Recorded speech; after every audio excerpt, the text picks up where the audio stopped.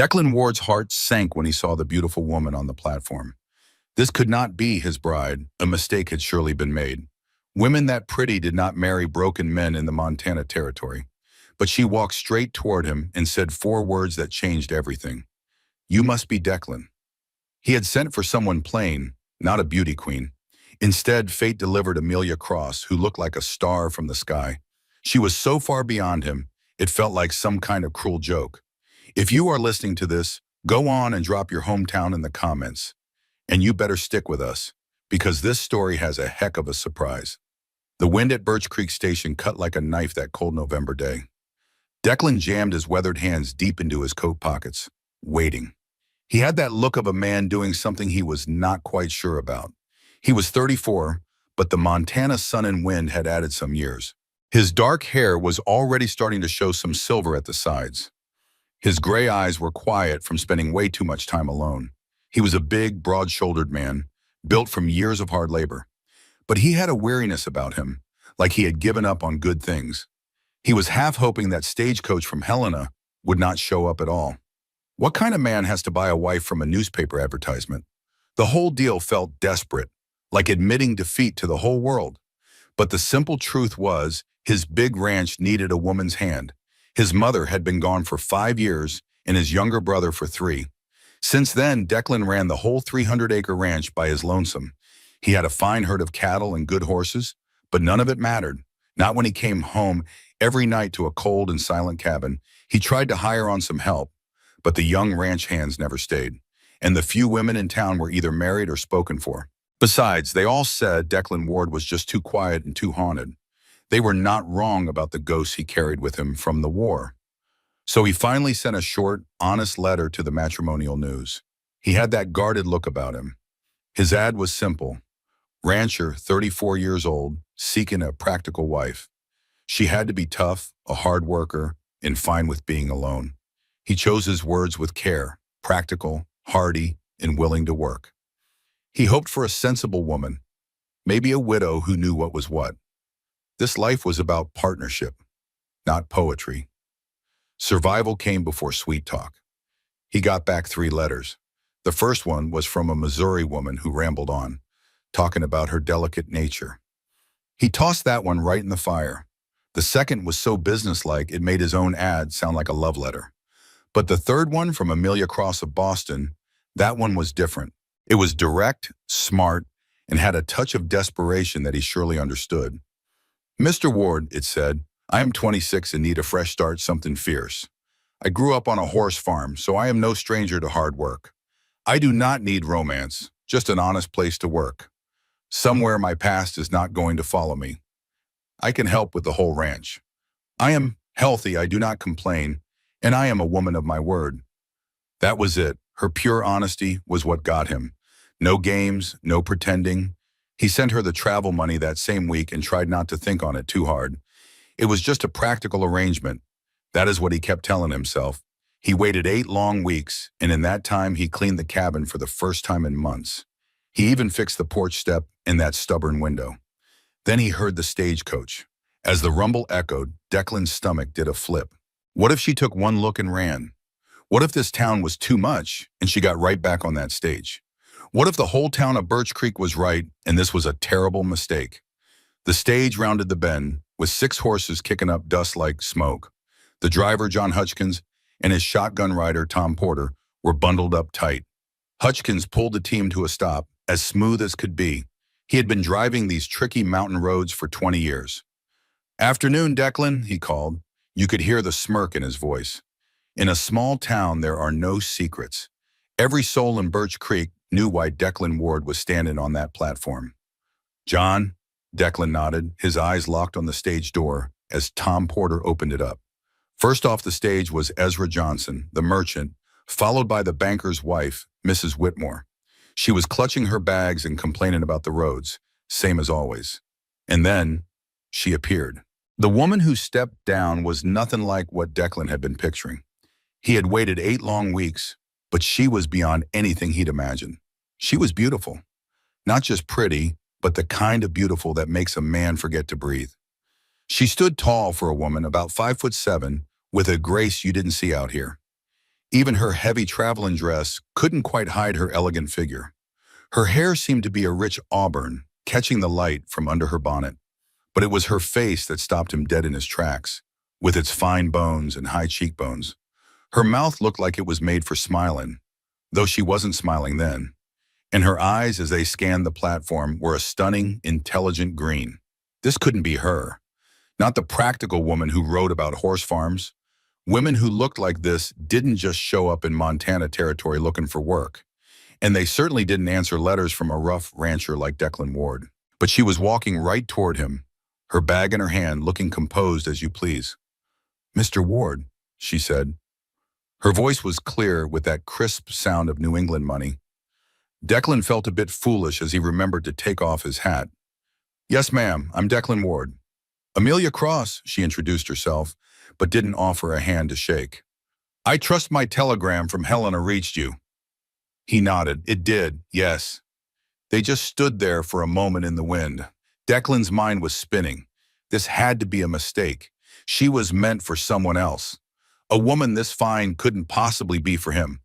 He was about to offer to pay her way back, give her an easy out. But before he could speak, she asked, "Is something wrong, Mr. Ward?" He stammered, "Miss Cross, I think there might have been some kind of confusion." Her green eyes were steady on his, filled with a weary understanding. "You were expecting someone plainer," she said. "Someone older, perhaps, more suited to this life." "I didn't mean to," he started, but she cut him off. "It is perfectly understandable." She glanced around at the rough little town. "My appearance is not what you advertise for, I imagine. But I assure you, Mr. Ward, I am who I said I was. I can work, and I will work. All this way just to turn back now." There was a fire in her voice, something real close to desperation. A grit that told him whatever she left in Boston was a whole lot worse than whatever was waiting here in Montana. "Ma'am, I just want to be certain we're clear on what we're agreeing to," he said. She just tilted her head. "Mr. Ward, I have spent 3 days on a train and 2 more on that awful stagecoach. I haven't seen a proper bed. In nearly a week, I've got dust in places I didn't know existed, and I'm sure I smell like a horse.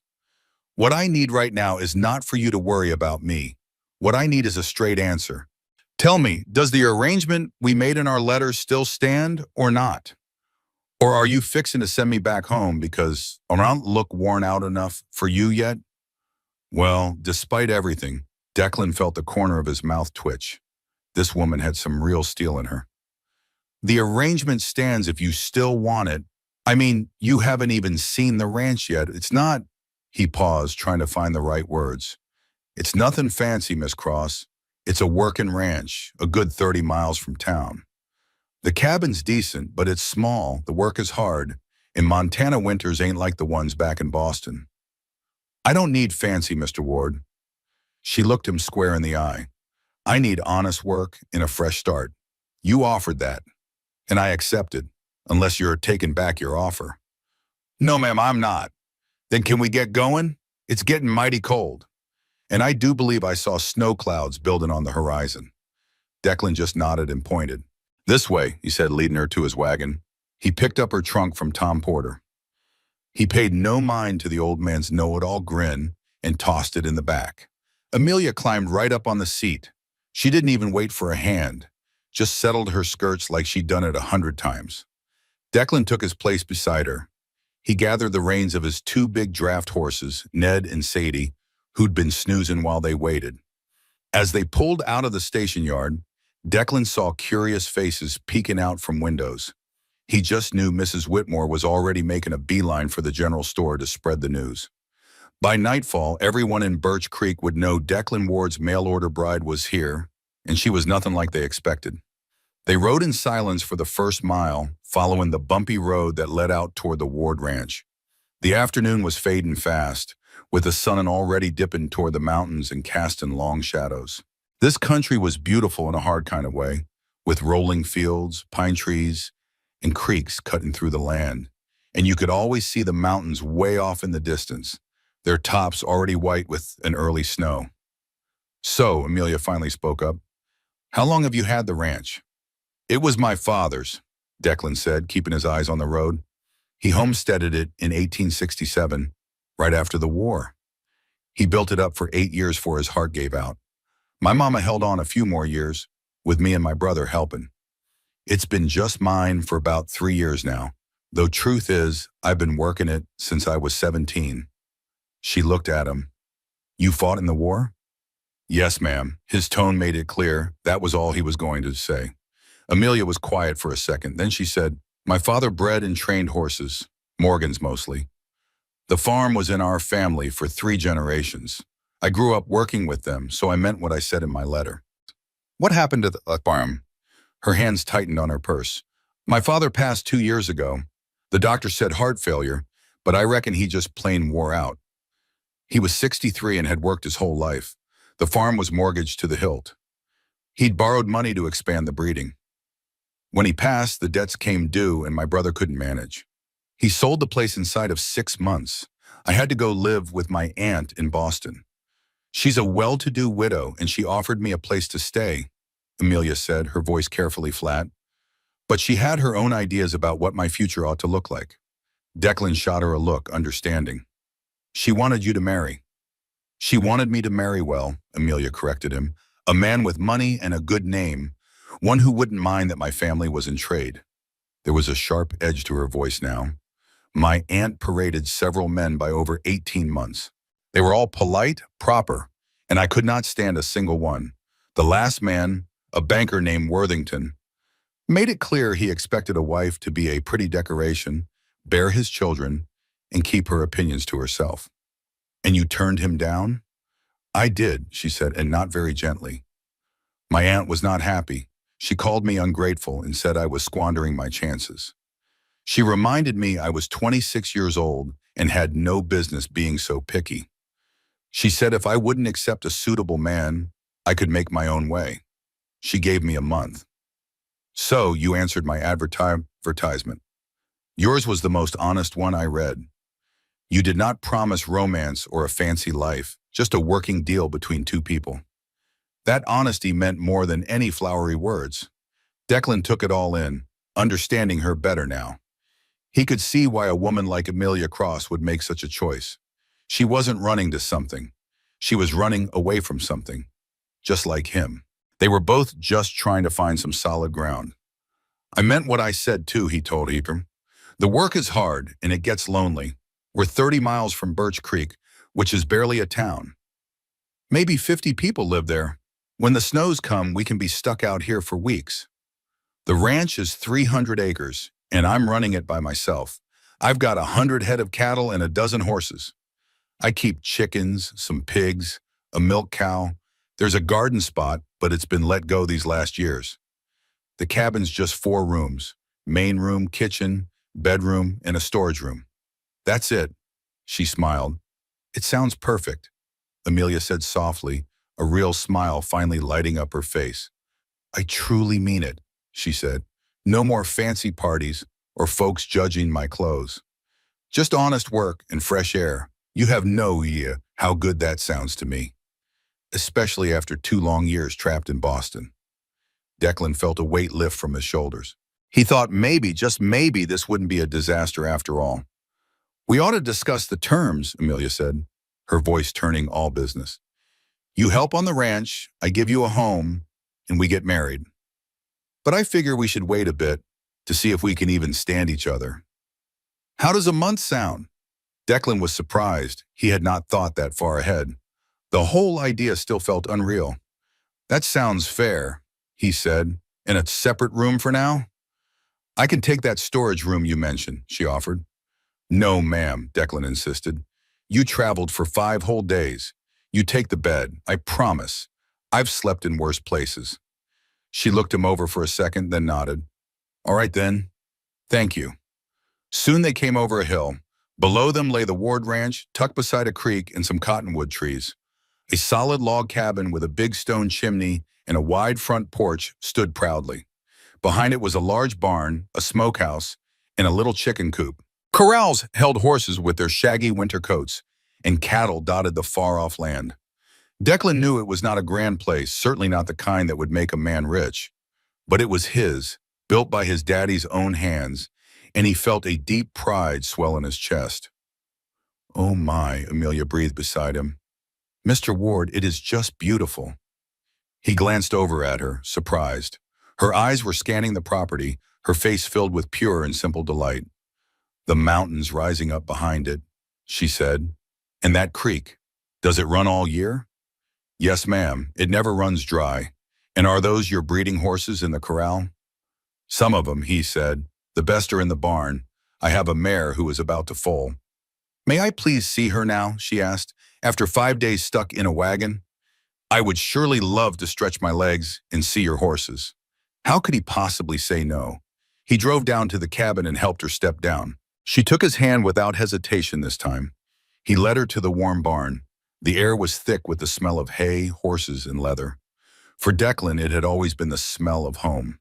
He lit a lantern and guided her down the aisle. He took her all the way to the last stall where his prize mare, Juniper, stood, heavily pregnant. "This here is Juniper," he said, opening the stall door. "She's the best of my stock. 7 years old, built just right, and smart as they come. This'll be her third foal. The sire's a Morgan stallion from Wyoming." But Amelia wasn't listening. She had already stepped inside the stall, moving with a quiet confidence. She knew her way around horses, that was clear. Juniper turned to her, curious instead of scared. "Hello, beautiful girl," Amelia murmured, letting the mare sniff her outstretched hand. Juniper breathed softly on her palm, then let Amelia stroke her neck. "Oh, you are just lovely, aren't you?" Before Declan could say a word, Amelia's hands were expertly checking Juniper's sides and belly. She was feeling for the foal's position like she'd done it 100 times. "Well, she's dropped," Amelia announced. "The foal is engaged. I'd say you have 48 hours at most, maybe less." Declan just stared, a little stunned. "She started waxing some yesterday. This morning she seemed unsettled. I've been checking on her every few hours." "Good." Amelia gave Juniper a final pat. "She's in excellent shape, Mr. Ward. You have cared for her well." "Have you ever helped with a foaling before?" he asked, still trying to place her. "I was 12 when I helped my father with my first one. I've probably attended 50 foalings by now, maybe more." She smiled at his surprised expression. "I did tell you I grew up on a horse farm. You didn't mention you worked it like a hired hand." "Well, you didn't ask," she said, brushing off hay. "What time do you usually put out the evening feed?" "Around 5 o'clock. Then let me get my things inside and I can change and help you out. Unless you would rather I didn't." "No," Declan said quickly. "No, if you're willing, I'd be mighty glad for the help. It will be good to have another set of hands, especially if Juniper decides tonight's the night." They walked back to the cabin and Declan carried her trunk onto the porch. The inside was neat but sparse. The main room had a table, a couple of chairs, and a big stone fireplace. A kitchen was set up in one corner, with 2 doors leading off to the bedrooms. "It is not much," Declan began, but Amelia cut him off gently. "It is clean and it is solid, Mr. Ward. That is more than enough. Now, which room will be mine?" He showed her to the bedroom he had cleared out for her that very morning. "I'll leave you to settle in," he told her. "Take all the time you need. I will start on the evening chores." "Give me 10 minutes to change," Amelia replied. "Then I will come and join you." And she was as good as her word. He had barely started mucking out stalls when she appeared in the barn. She had traded her traveling clothes for a simple dark blue work dress, ready to get her hands dirty. She was already wearing a heavy apron, with her hair tied back in a braid. He saw she even had a pair of work gloves. "Brought them from Boston," she said. Declan shook his head. "Putting you to work mucking stalls is a poor welcome." "It is the only welcome I want," Amelia said, grabbing a pitchfork. "Where do I start?" They worked in a quiet rhythm together as the afternoon turned to evening. She knew her way around a barn, and he started to think this arrangement might work. After the chores were done, they sat down for a simple supper of venison stew. They talked about the ranch, a comfortable and businesslike conversation. "I will ride into Birch Creek tomorrow," Declan said. "I can ask Reverend Mitchell to come out next week for the ceremony." Amelia set her cup down. "That is acceptable, but Mr. Ward, I want to be clear. This is a practical arrangement. You do not need to pretend it is anything else." She looked him straight in the eye. "I saw how you looked at me at the stagecoach, like a man who bought a horse that was too fine for his stable. Declan felt his face grow warm because she was not wrong. I was not expecting someone like you, he admitted. I know, she said, but I did not come here because I had better options. I came here because this was my only option to escape a terrible situation. I am not too good for this life. I will earn my place here through my work. He studied her across the table, this beautiful and determined woman. I can accept that, he said finally. Good. Then we understand each other, she replied, and started to clear the table. You go check on Juniper. I will see to the kitchen. Declan stood up but hesitated at the door. Miss Cross, he said, for what it is worth, I am glad you came. She smiled, and he saw that flash of steel in her again. I intend to make certain this works, Mr. Ward. Good night. Good night, he said, walking out into the cold November dark. He made his way to the barn, his breath white in the air. Juniper was restless in her stall. The foal would be coming soon. For the first time in 3 long years, lamplight in the cabin meant someone else was there. Someone to share the work and break the heavy silence of the ranch. This deal with a stranger should have felt all wrong, like a big mistake. But as Declan stood watch over his mare in the quiet dark, he felt something he had not felt in a very long time. Maybe he was not so alone anymore. A horse's scream ripped him from sleep at 2:30 in the morning. He was grabbing his boots and coat before he was even fully awake, heading for the door. A dim lamp was still burning, a habit during foaling season. He saw Amelia's door was open. She was already gone. He ran to the barn and found her already inside the stall with Juniper. She had his huge coat over her nightgown and was wearing boots 3 sizes too big. The mare was down, thrashing in pain and fear. She's been at this for 20 minutes, Amelia said, her voice tight and urgent. Nothing's happening. I heard her from the cabin. We need more light, Mr. Ward, right now. Declan lit all the lanterns, making the stall bright as day. Amelia's hands were on Juniper's belly, her face focused. The foal's turned wrong, she said. I have to check. Do you have the right kind of soap? In the tack room. He was back in 30 seconds. Amelia was already rolling up her sleeves, moving fast and sure. Though Declan saw her hands were shaking, maybe from the cold, or maybe fear. Hold her head, Amelia told him. Keep her calm. Declan knelt by Juniper, stroking her neck and talking soft, like he always did with scared animals. The mare looked at him, her eyes showing pain, but also trust. Amelia scrubbed her arms clean and then gently began her work. Her face was a mask of concentration, her hands telling her what she could not see. One leg's folded back, she finally said. If we cannot fix this. She did not have to finish. Declan knew what it meant. He had lost horses this way before.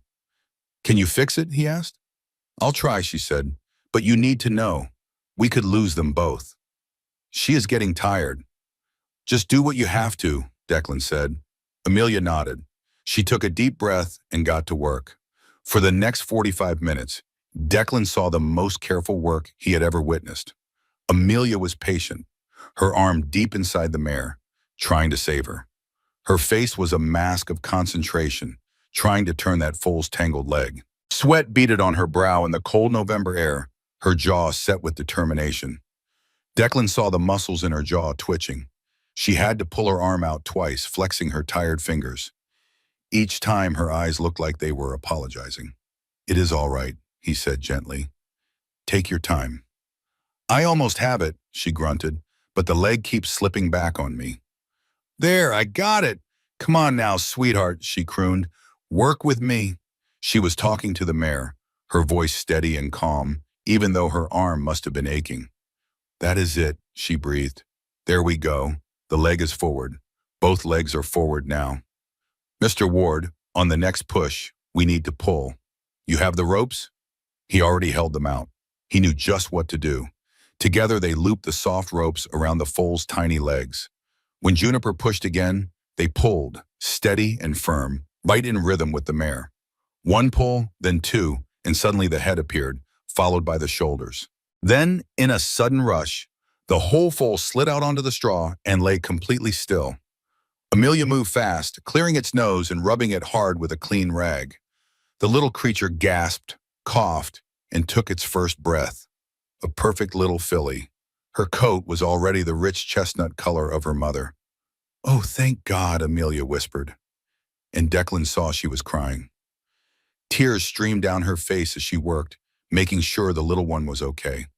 Her hands were trembling, but her touch was gentle. Juniper, exhausted, lifted her head. The mare nickered softly to her baby.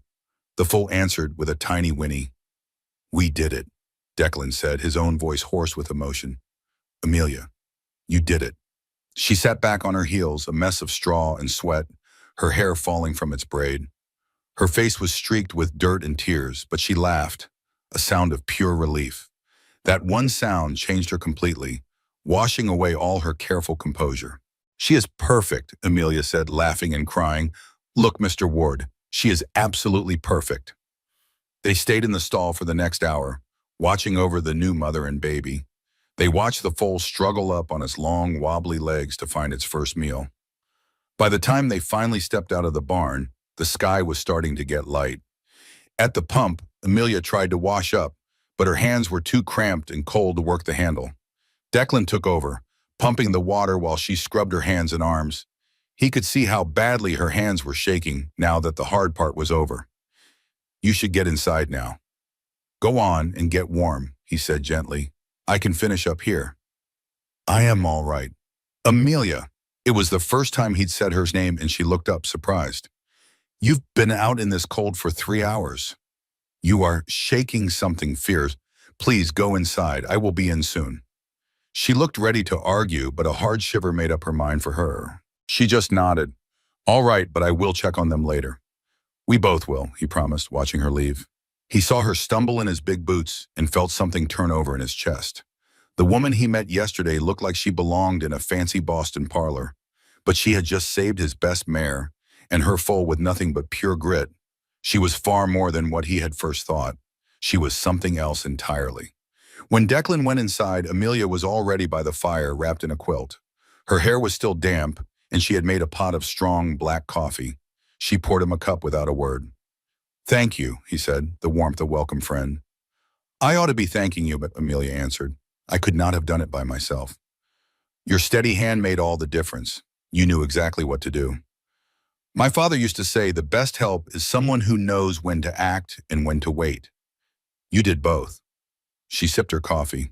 "To be honest, I was terrified out there, you know. When I felt the foal was positioned wrong, I was scared we would lose them both." "But you did not lose them," he said. "No," she corrected. "We saved them. Mr. Ward, I need you to understand, I meant what I wrote about being used to hard work. I am not some fragile thing that will break at the first sign of trouble. I grew up with this life, and I am not going anywhere." Her voice was filled with a fierce pride. He knew she had something to prove, and he wondered about her life in Boston. He wondered who had made her feel the need to defend herself so strongly. "I can see that," he said quietly, "and I am glad, not just for saving Juniper."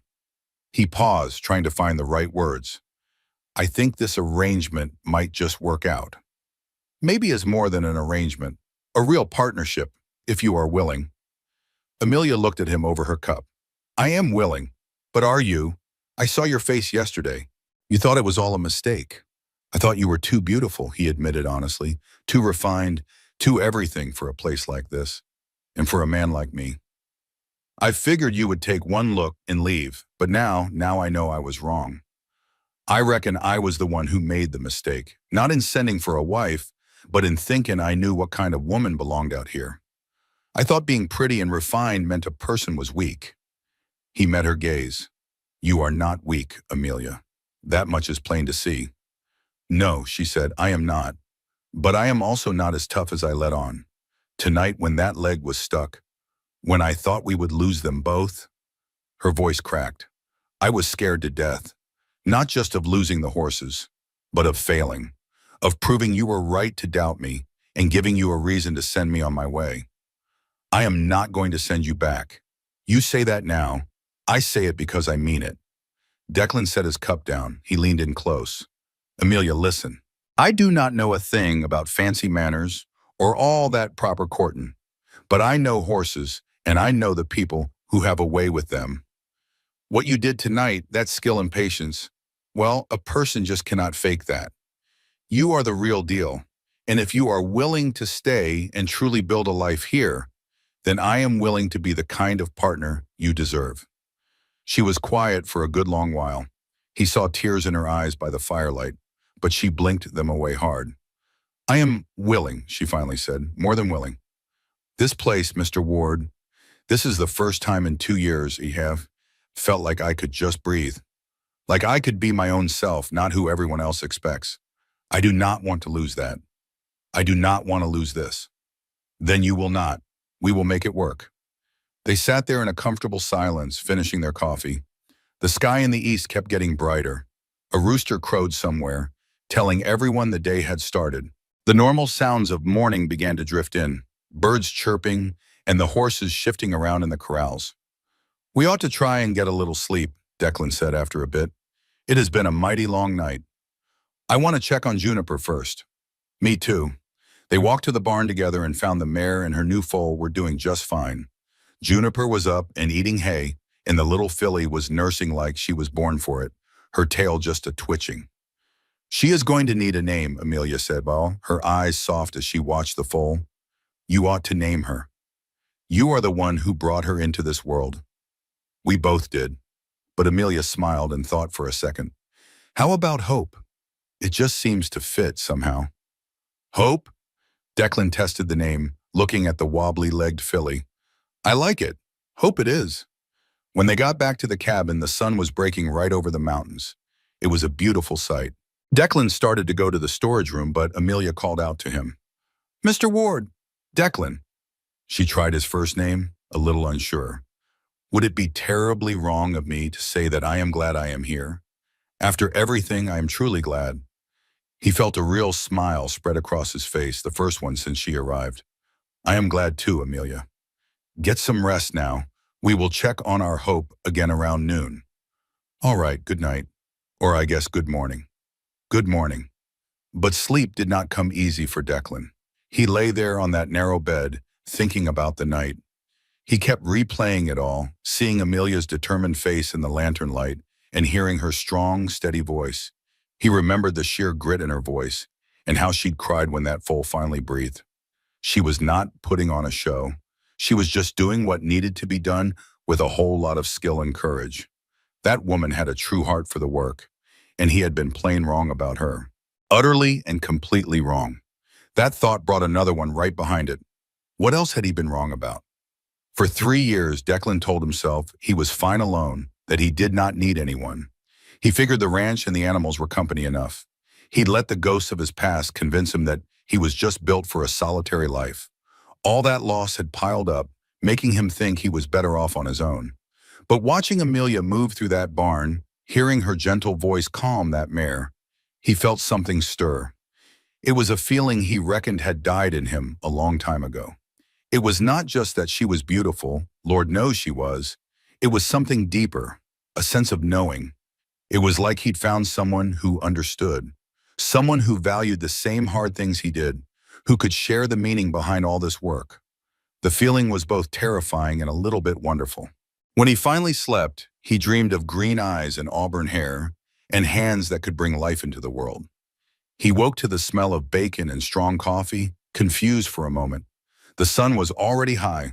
In the main room, Amelia was at the stove, looking right at home. She looked like she belonged in his kitchen, like she had been there for years instead of just hours.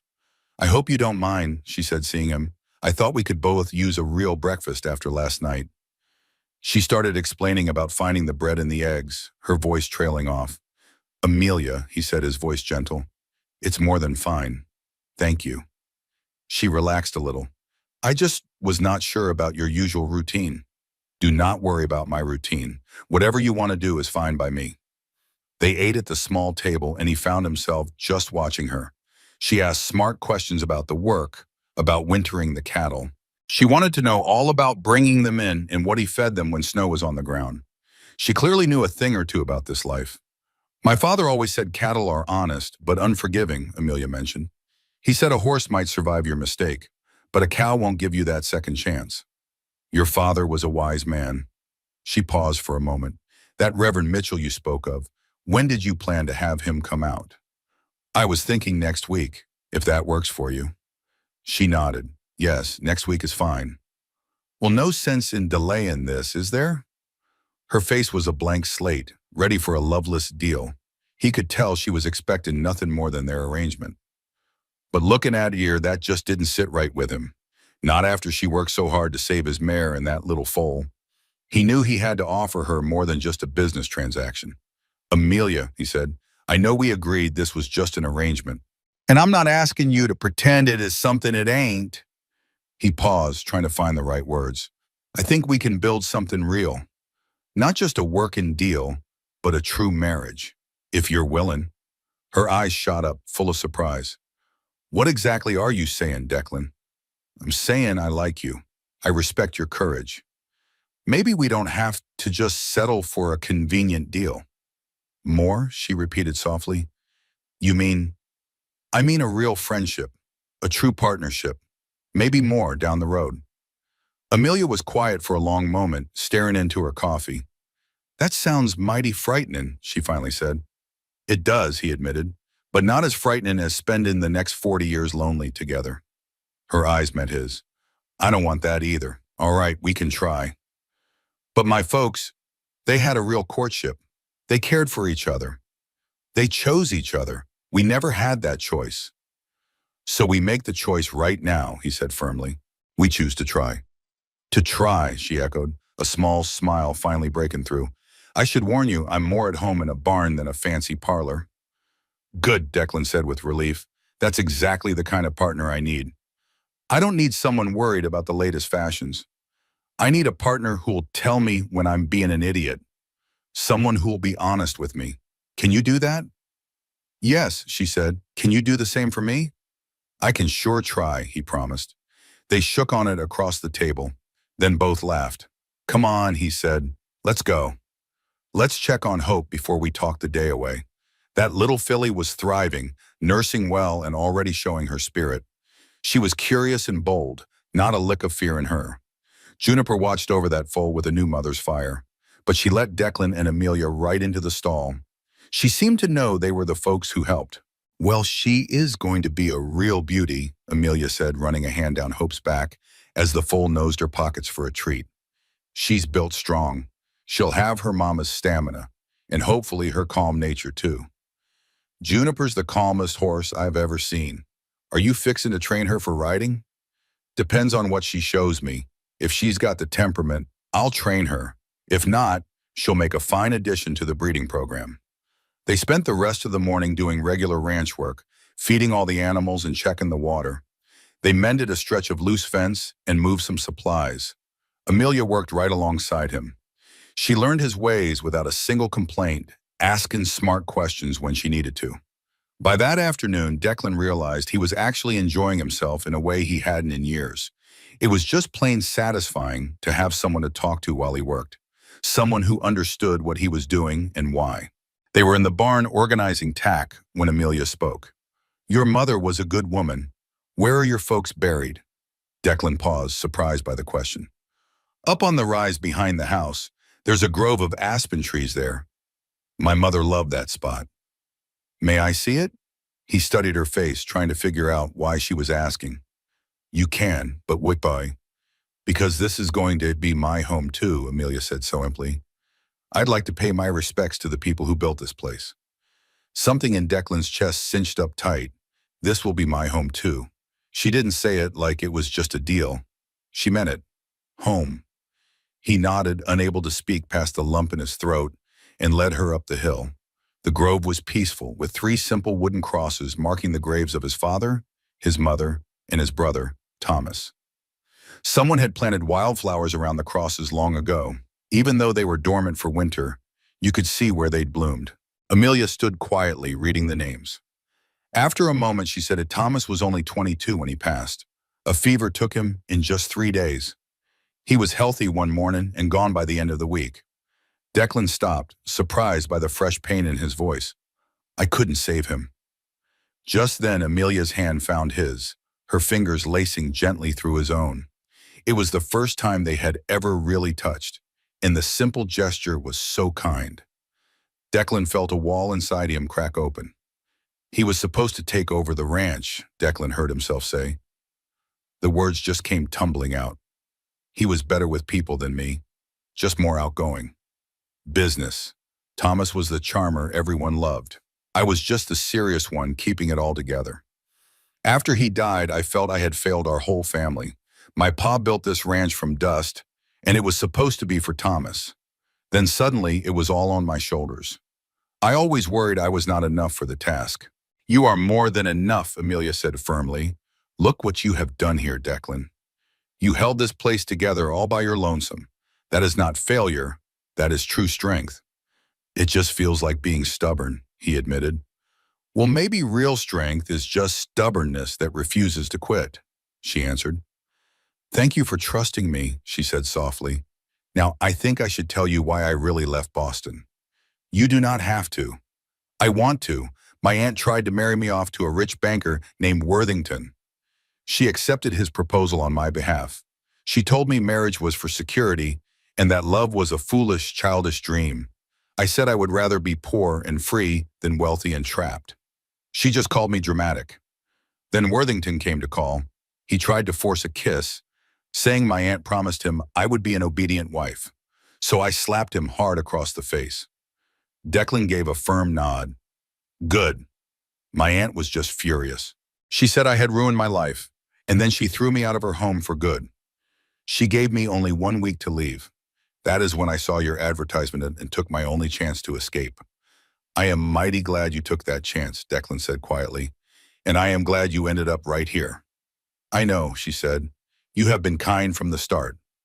You treat me like a person, not property to be controlled. I just treated you how folks ought to be treated. She smiled through her tears. Exactly, and that is everything I ever needed. They walked back toward the house hand in hand, and Declan knew in his heart that nothing would ever be the same again.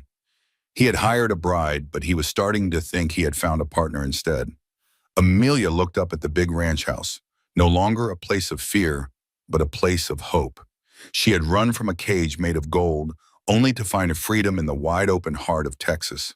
Declan squeezed her hand, a silent promise that her days of being managed were over. For the first time, he felt the weight on his shoulders lighten, not because he was strong, but because he was no longer alone. The setting sun painted the sky in brilliant colors, a perfect backdrop for a new beginning. She had answered an advertisement looking for a wife, but she had found a home instead. And Declan, who thought he was just protecting his family's legacy, realized he was building a future of his own. Welcome home, Amelia, he said, and the words felt as true as the solid ground beneath their feet. She simply smiled, and that was answer enough for the both of them. As they reached the porch, the story of the lonely rancher and the runaway bride was finally turning into a love story. Their journey had started with a contract, but it was clear to both of them now that it was heading somewhere much more real. And as the first star appeared in the Texas sky, they both understood that sometimes the biggest risks lead to the greatest rewards. About Amelia. When she first arrived, he figured she was just a pretty delicate lady. Boy, was he wrong. She was strong as steel, and she chose to be here with him. And that realization did not scare him one bit. In fact, it felt like the first right thing that had happened to him in years. That evening, Amelia said she wanted to expand the garden come next spring. She had big plans for vegetables, herbs, and even an apple orchard. Declan said it was a whole lot of work, but she did not mind. It would make them more self-sufficient and save trips to town. He agreed they could plan it out. Then he looked at her and said, "You're planning for the long haul." "I am," she told him. He smiled. "That means you're planning to stay." "I told you I was not going anywhere, Declan, and I meant it." After checking on Hope and Juniper, they sat by the fire. They talked about supplies for the winter, easy and comfortable, just like a married couple. But they were not married yet, just learning how to build a life together. Declan stopped her before she went to bed. "Amelia, thank you for coming here, for everything. Thank you for being someone worth trying with," she said softly. After she left, he sat there thinking. He had asked for a practical wife, but he got Amelia, who was so much more. He knew he ought to guard his heart, but as he settled into his bed, listening to the wind, he could not stop himself from hoping. For the first time in 3 years, he was not alone. He could finally imagine a real future, one that was more than just surviving. The days that followed fell into a rhythm that felt both new and natural. A couple of days after Hope was born, Declan made a trip to Birch Creek. He came back with supplies and some news. He told her Reverend Mitchell was coming on Sunday to perform the ceremony. Amelia just nodded and went right back to kneading her bread dough, as calm as you please. The days that followed settled into a comfortable and natural rhythm. 2 days after Hope was born, Declan went to Birch Creek. He returned with supplies and news that Reverend Mitchell would be coming the next Sunday. Amelia simply nodded and kept kneading bread dough as if it were everyday news. Their days fell into a rhythm as normal as sunrise. They worked from dawn till dusk, the talk between them getting easier. Amelia learned all the little quirks of the ranch, like the barn door that always stuck and which hens were feeling broody. She found the best fishing spots on the creek. Declan learned she hummed when she worked, a soft, pleasant sound. He saw she could gentle a nervous horse with just her voice, and that she'd never, ever kill a spider. Her daddy taught her they were good for keeping the flies down. That Sunday came bright but bitter cold. Reverend Mitchell, a kindly man in his 60s with a gentle way about him, showed up right at noon in his buggy. He was the kind of fella who could put anyone at ease. He never asked a single question about their arrangement. He just performed the ceremony in the main room of the cabin, with a fire crackling in the hearth. The winter sun streamed through the glass. Declan said his vows with a steady voice, and he meant every single word. Amelia's voice was softer, but just as sure. Her green eyes were serious as she made her promises. She promised to stand by him, no matter what came their way. When the Reverend pronounced them husband and wife, Declan gave her a short, simple kiss on the cheek. He felt her hand tremble just a bit in his. And just like that, they were married, bound together for good. It should have felt like the world shifted. Instead, it felt like a door had just quietly opened, waiting for them to step through when they were ready. After the Reverend left, Declan and Amelia stood on the porch watching him head back toward town. "Well," Amelia said after a long, quiet spell, "I reckon that's that." Declan asked if she was all right, and she said she was. He told her they didn't have to change a thing just yet. They could just take their time. "I know," she said, turning to look at him. "Thank you for that." "We said we'd build something real," he reminded her, "and real things take time." She gave him a small smile then, and he saw some of the tightness leave her shoulders. "They surely do. Now come on, Mr. Ward." "Them cows won't feed themselves," she said, "and you promised to show me how to fix that fence." Even married, she still called him Mr. Ward. It kept a little bit of formal space between them. Declan tried to tell himself it didn't matter, that it would change in its own time. But sometimes sitting by the fire at night, he'd catch himself wishing he could hear his first name on her lips. He wanted to hear it just like she'd said it the morning their sweet little Hope was born. The weeks went on. The first real snow of the season finally came. This wasn't no light dusting. It was a proper Montana blizzard. It left 2 feet of powder on the ground and dropped the temperature way below zero. They were snowed in for 4 days. And in that time, Declan learned some things. He learned Amelia could play a mean game of chess.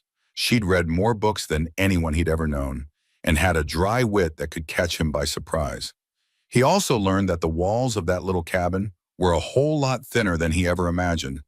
From his room, he'd listen to her getting ready for bed, the sound of her so close. It was a strange mix of comfort and torture, knowing she was his wife, but not really. During those long winter nights, they started to really talk to each other. Amelia told him all about growing up on her father's horse farm. She talked about her mother passing when she was just 12, and how her brother ran the farm into the ground. Declan found himself sharing things he never planned to, about the one and watching his friend Thomas die. "I always figured I was better off alone," he admitted one night, as the fire crackled. "But I reckon I was just scared of losing somebody else I cared about." "I get that," Amelia said, her voice soft as she darned one of his socks. "After I lost my home, I thought it was safer to keep folks at a distance. But that's not living, is it?" "No, ma'am, it sure isn't," he said, watching her hands work. "Is that why you came out here, to start living again?" "Mostly," she said, looking right at him. "I wanted to build something real, something that was mine." "That makes perfect sense," he nodded. "Now, what about you, Declan? Why did you really send for a bride?" He took a long breath, deciding she deserved the whole truth. I was lonely, a deep down, soul-aching lonely. I was afraid if I spent one more winter by myself, I'd forget how to be a person. I just needed a reason, his voice cracked, a reason to come home at night. Amelia put down her sewing and knelt by his chair, taking his big calloused hand in hers. The simple touch felt like a lightning strike. You're not trapped, Declan, she said, and you are not alone. We're building something here. It matters. Amelia, he started to say, feeling something powerful shift between them. But she just stood up and went back to her chair. It's getting late. We should turn in. He wanted to stop her, to ask her if this distance between them was tearing her apart too. Place I was stuck. Amelia set her sewing down and went to his chair by the fire, kneeling beside him. She took his hand in both of hers, a gesture so tender it made Declan's throat catch. You're not stuck, she said, her voice firm. And you're not alone. We're building something here, Declan. It may not be what we planned, but it's real. We matter.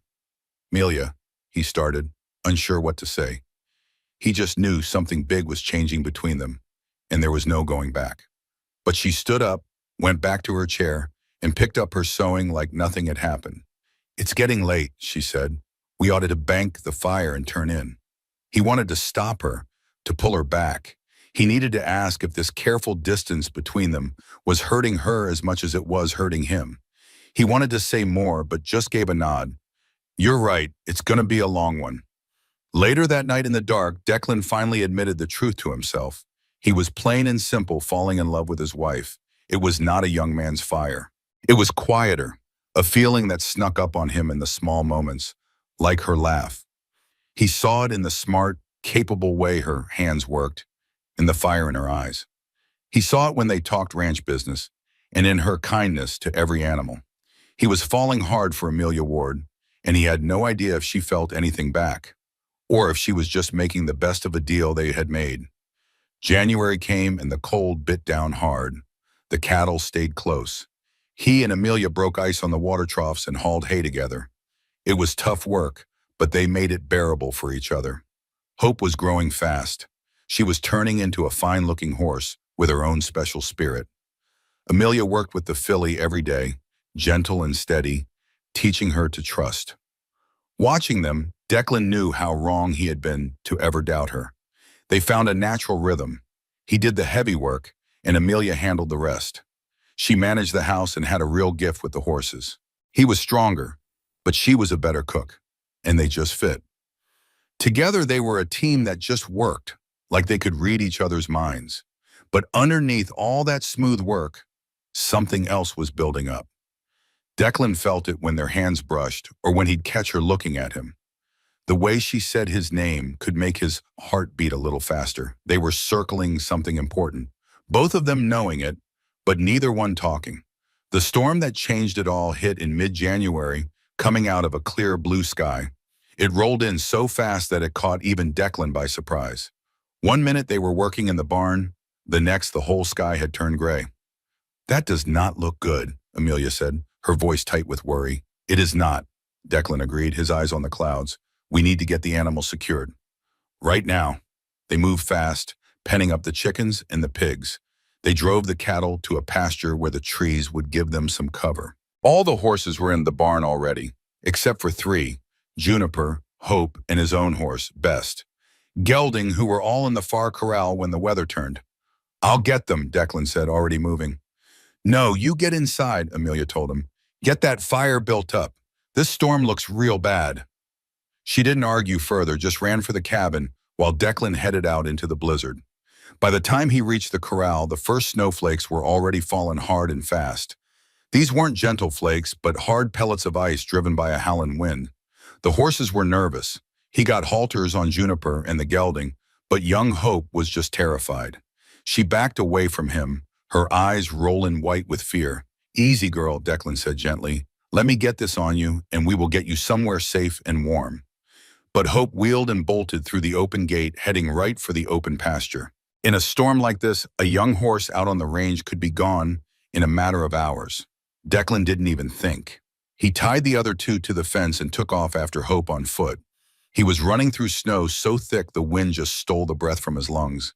He could barely see 10 feet in front of him, just the dark shape of that little filly. He pushed on, calling her name, trying to turn her back toward the barn. After what felt like hours, his body numb and burning from the cold, he finally got ahead of her. He managed to grab her halter, his fingers clumsy and frozen. "Gotcha," he gasped. He tied on a lead rope from his pocket. "Come on, little lady. Let's get you home." But when he turned to lead her back, the ranch was gone, vanished in a wall of white. The wind was screaming so loud, it was all he could hear. He was completely turned around. He knew that even seasoned frontiersmen had gotten lost and died just yards from their own cabins. Declan started walking anyway, leading hope and keeping the wind on his right. He figured that was the right way to go. But soon he couldn't feel his feet or his hands. The cold was seeping into his bones, making his thoughts all slow and fuzzy. He should have hit the barn by now. Unless he was walking in the wrong direction. Fear, as sharp as a knife, cut right through the fog in his mind. He could die out here, freeze to death in his own pasture over one foolish, panicked horse. And Amelia, she would be a widow, left to run this whole place by herself. The thought was just unbearable. So he kept walking, one foot in front of the other. Hope followed behind him, quiet as could be, like she finally understood the danger. Declan's legs felt heavy as lead. He was so tired, so bone-weary tired. It would be so much easier to just stop. Moment, to just rest. Then a voice cut through the howling wind. "Declan, where are you?" It was Amelia. His own voice was just a whisper. "Amelia, go back inside." But a shape appeared in the whiteout. It was Amelia in his big coat, with a rope tied around her. She was following that rope like a lifeline. "Thank the Lord," she gasped when she reached him. "I tied it to the porch," she explained. "Come on now," he protested. "You shouldn't have." "And you are lost, you stubborn fool," she said. "We're both about to freeze. Let's go." She grabbed Hope's lead rope and Declan's arm. Together they followed the rope back into the blizzard. That rope felt a mile long. Declan stumbled twice, nearly going down for good, but Amelia held him up with a strength he never knew she had. Finally, the dark shape of the cabin appeared. They stumbled through the door into the blessed warmth. Amelia slammed the door and leaned against it, breathing hard. Hope the cow stood there, dripping on the floor, looking completely bewildered. Declan tried to get to the fire, but his legs gave out and he collapsed. "Oh, no, you don't," Amelia said sharply. "Don't you dare just sit there. You are soaked and half frozen. We have to get you warm." She was right. He was shaking so violently his teeth chattered, and he could not even speak. She somehow got him on his feet and over to the fireplace. She worked fast, pulling off his wet coat and boots, her own fingers surely just as cold as his. "You need dry clothes and blankets," she said. "I will handle Hope. You will handle not dying on me." She pushed him toward the bedroom. "Go on now." He made it to the bedroom and got into dry, long underwear, but that was all he could manage. His hands were shaking too badly. He was just sitting on the bed when Amelia came in, carrying a mountain of quilts and hot water bottles. She looked serious. "In bed." Why up I did. "You head back bed," she ordered. "Now, my daddy treated this twice. He always said that first hour is the most important one. So get in, or I'll put you in." He did as he was told. She piled quilts on him, then tucked hot water bottles all around his body. Then she climbed right into bed beside him, still in her clothes, and wrapped her arms around him tight. "Body heat," she said, plain and simple. "It is the fastest way. Now be quiet and try to stop shaking." But he couldn't. His whole body shivered uncontrollably. Amelia just held him through it all. She rubbed his back and arms, her voice steady and calm. She told him about Hope standing in the front room and about how she'd made that lifeline with the rope. She held him close, remembering that's how folks survive a whiteout. Slowly, warmth started to seep back into him. His shaking finally eased. Feeling returned to his hands and feet with a painful pins and needles sting. All the while, Amelia's arms were a strong, steady anchor. "You scared me half to death," she finally said. Her voice was trembling. "When that storm hit and you still weren't back, I thought the worst." I thought I'd lost you, she choked out. That I'd find you frozen out there in the morning. And I couldn't bear it. I'm just so sorry. He turned to face her, seeing the tears on her cheeks. That sight just broke his heart. Amelia, I'm the one who's sorry. I wasn't thinking. I just knew Hope was in trouble, and She cut him off. You almost died, Declan. You almost died for a horse. I know she's important, but you matter more, not just to the ranch. She struggled for the words. You matter to me, more than I ever planned on. The thought of this place without you. That's when he kissed her. He didn't think, he just did it. He leaned in and pressed his half-frozen lips to hers, his hand cupping her cheek. He tasted the salt from her tears and felt her gasp.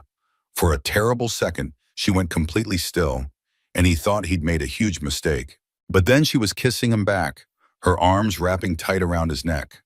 Her kiss was hungry and desperate, matching his own. All the polite distance between them just melted away. When they pulled apart, they were both breathing hard. Amelia's eyes were wide. I'm sorry, Declan said, his voice raspy. I shouldn't have done that. Do you want me here? She asked, her voice fierce. And I don't mean as a housekeeper or a wife on paper. Do you actually want me, Declan? I have to know if this is real or if I'm just convenient. He almost laughed at that. Convenient, darling, there ain't nothing convenient about you. You're stubborn and way too smart, and you scare me most days because I don't know what you're thinking, or if I'm doing any of this right, or if you could ever actually want me. The truth came out raw and painful.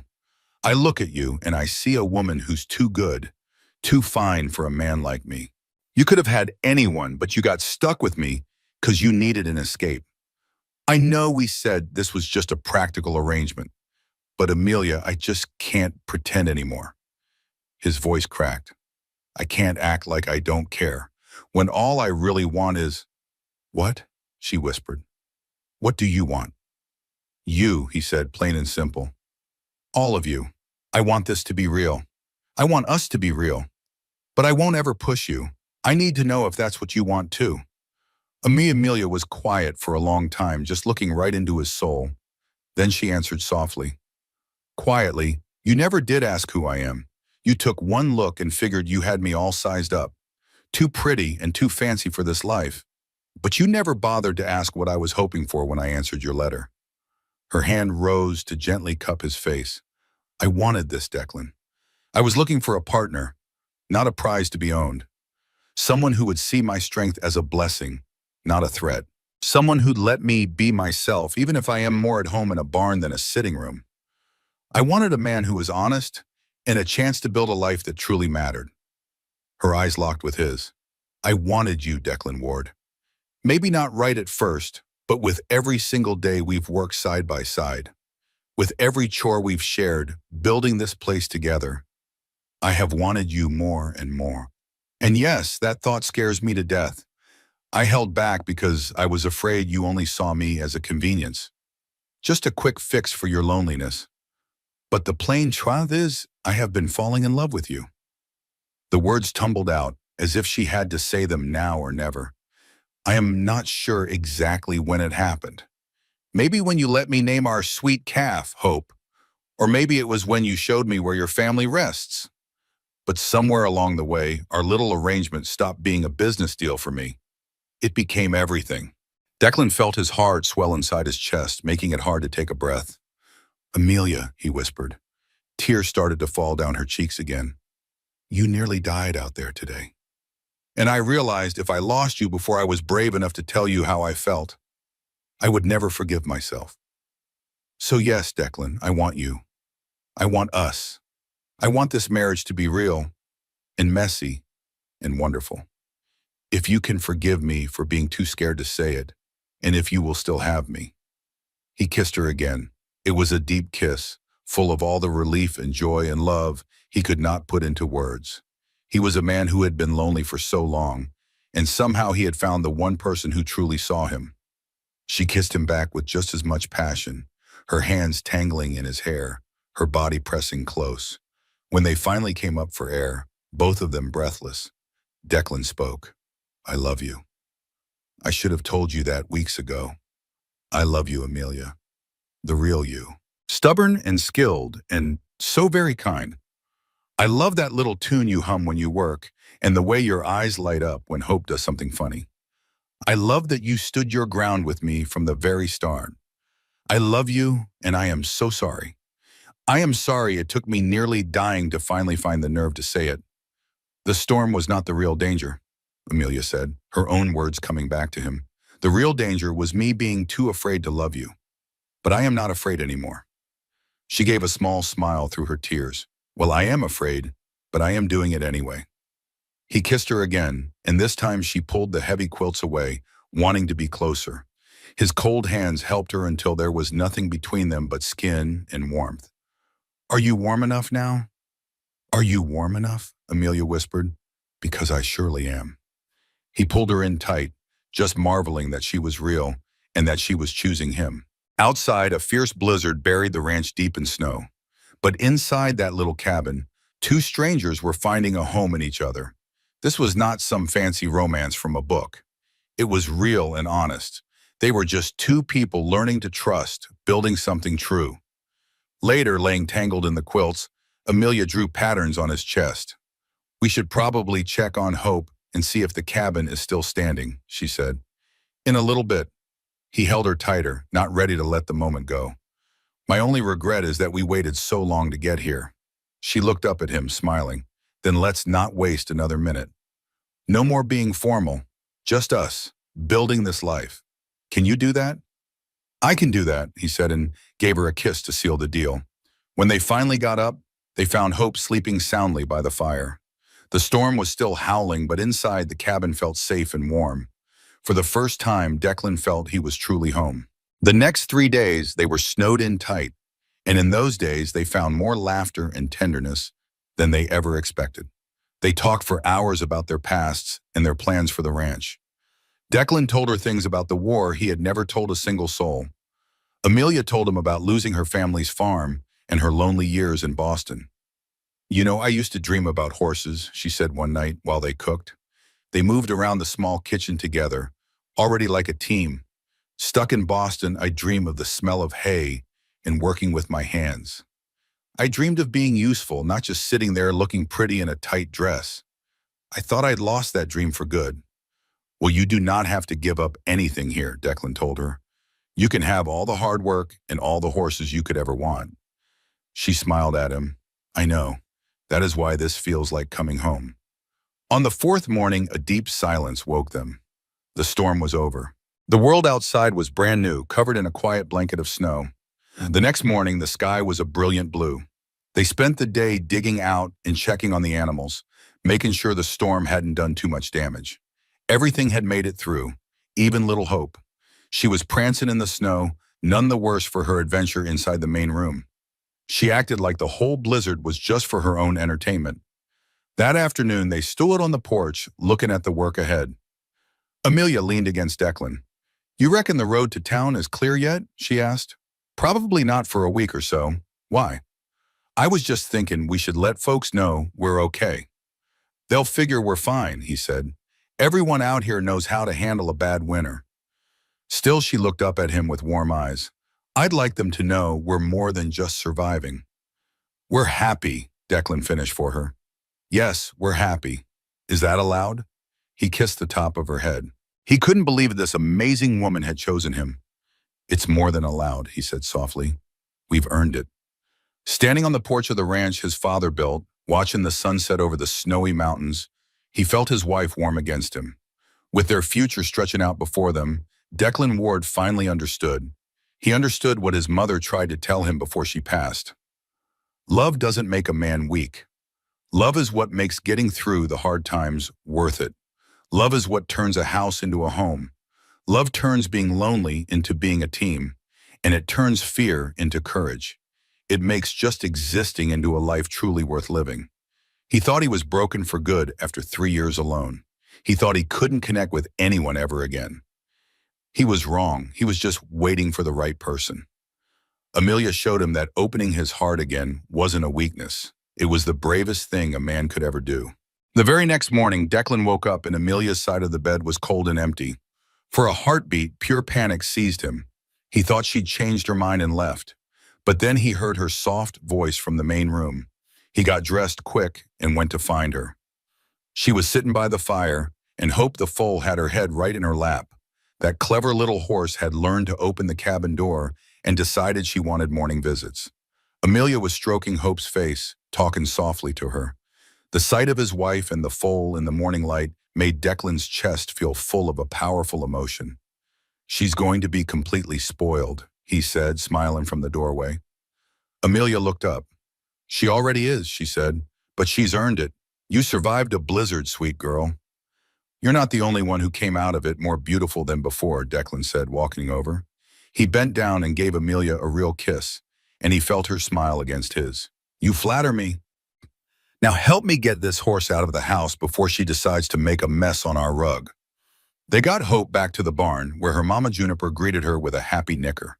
The other horses were fine, and the cattle had weathered the storm without a problem. Everything was as it should be, but now the world felt different, somehow brighter. The days that followed were some of the happiest Declan had ever known in his life. It was not because of anything big, but all the small moments that made their life together. Amelia humming while she kneaded dough or wrapping her arms around his waist. Their long talks at supper and the nights spent tangled together, learning each other's hearts. They properly moved Declan's things into the bedroom, making it truly theirs. Amelia even hung curtains she'd sewn from fabric she found in his mother's old trunk. Those small touches made the cabin feel more like a real home, cared for and loved. She reorganized the kitchen, and Declan found he did not mind one bit. He liked watching her make the place her own. "I have been thinking about the garden," she said. They were sitting by the fire, her feet in his lap while he rubbed her cold toes. "Not just bigger," she said, "but planned out properly." She imagined 3 big sections, for vegetables, for herbs, and for medicinal plants. She figured with the right setup, they could make the growing season last much longer. "That is a big plan," Declan said, smiling, "but a good one. We can do it." "I made a list," she said, pulling a folded paper from her pocket. It had everything on it, from the seeds they would need to a timeline for planting. He took the list from her, impressed by how thorough she was. "This is real good. We'll need to go to town once the roads clear up to get all this." "How long do you reckon that will be?" she asked him.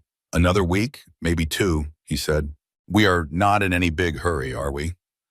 Amelia got quiet for a moment, and her expression was hard for him to read. "No," she said finally. "No hurry. I just want people to see us as really married." "You want them to know that we are happy together," he realized. "I want everyone to know," she said with a fire in her voice that surprised him. "I want the gossips in town to see that I am not going anywhere." She stopped, seeming a little embarrassed. "What is it you want, love?" he asked softly. "I want them to see us the way I see us," she said. "As a real family. A real marriage, not some arrangement folks are just waiting to see crumble." Declan pulled her onto his lap, holding her tight. "Anyone who thinks this will fail just doesn't know you. They don't know how strong you are. You have already proven yourself 10 times over, Amelia." "I know, but I want their approval anyway." She sighed against his chest. "Is that silly?" "No, that's just human," he said, kissing her head. "And when we go to town, we will show them." Their chance came sooner than they figured. 3 days later, young Billy Patterson rode up from town. Billy worked at the general store, making deliveries and carrying news when the roads were clear. He brought supplies they had ordered and checked on all the families living so far out. "Mrs. Whitmore is beside herself, wanting to know how the new Mrs. Ward handled the blizzard," Billy said. While Amelia poured him coffee, he added, "Half the town's taking bets on it. They're wondering if you made it, or if you'd be on the next stagecoach back east come springtime." "Well, you can tell them she saved my life during that storm," Declan said, his voice flat. "And tell Mrs. Whitmore if she wants to gossip, she can come out here and do it to our faces." "You mean it about her saving your life?" Billy's eyes were wide. Declan explained about the whiteout. "Would have frozen solid if Amelia hadn't tied a rope lifeline and come out there to get me. She has more frontier sense than most men I know." Billy looked at Amelia with brand new respect. "Well, I'll be. Ma'am, that's really something. Just wait till I tell everyone in town about this." After Billy left, Amelia raised an eyebrow. You didn't need to brag on me like that. It wasn't bragging, just the plain truth, he said, pulling her close. Let him talk about you, but let him be right. You are impossible. She smiled and kissed him. My poor judgment aside, I better start dinner. And you have that fence to check before dark. He nodded. I do. But he did not let her go right away. He just held her for a moment, amazed at how completely she had become a part of his world. Amelia, thank you for coming here, for staying, for loving me when I gave you every reason not to. Declan Ward, you gave me every reason to stay from the moment I got here, she said softly. You just did not see it. She touched his face. Now go check that fence. Supper will be ready. Out on the fence line, Declan's thoughts drifted to the future. Spring was just around the corner. It would bring calving season, a bigger garden for Amelia, and training Hope to a saddle. Summer meant long, hot days in the hayfields and getting everything ready for the next winter. It was the rhythm of ranch life, a cycle of hard work that gave meaning to every single day. Before Amelia, it all felt like a heavy duty. Now he saw it as building a life, together. It was a life he was building with someone he loved, and that made all the difference in the world. He was mending the last bit of fence when he spotted two riders coming up the trail. It was Reverend Mitchell and, to his surprise, Doc Henderson. Afternoon, Declan, the Reverend called out. Hope we're not bothering you. Not at all, Reverend. What brings you folks all the way out here? Well, Doc Henderson started, young Billy Patterson came to town with a heck of a story. The doc, a man in his 50s with sharp eyes, continued.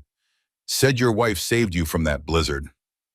I wanted to check on you, make sure you didn't have any lingering trouble from the cold.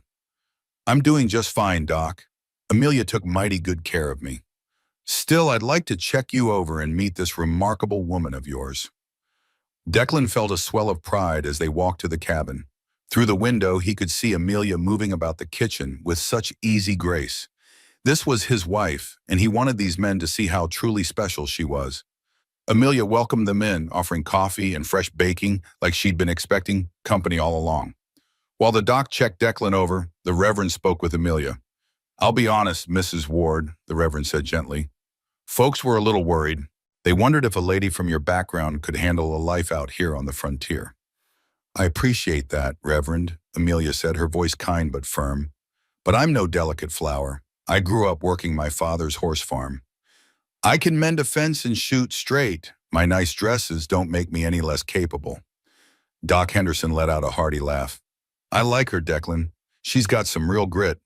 I know, Declan said, smiling right at Amelia. Took me a few days to see it myself. Amelia raised an eyebrow. A few days? I seem to remember you had your doubts from the start. I did, Declan admitted, and I was a fool for it. Yes, you were, she said, but her eyes were full of warmth, taking any sting from the words. Reverend Mitchell watched them, a happy smile on his face. It does my heart good to see you two, he said.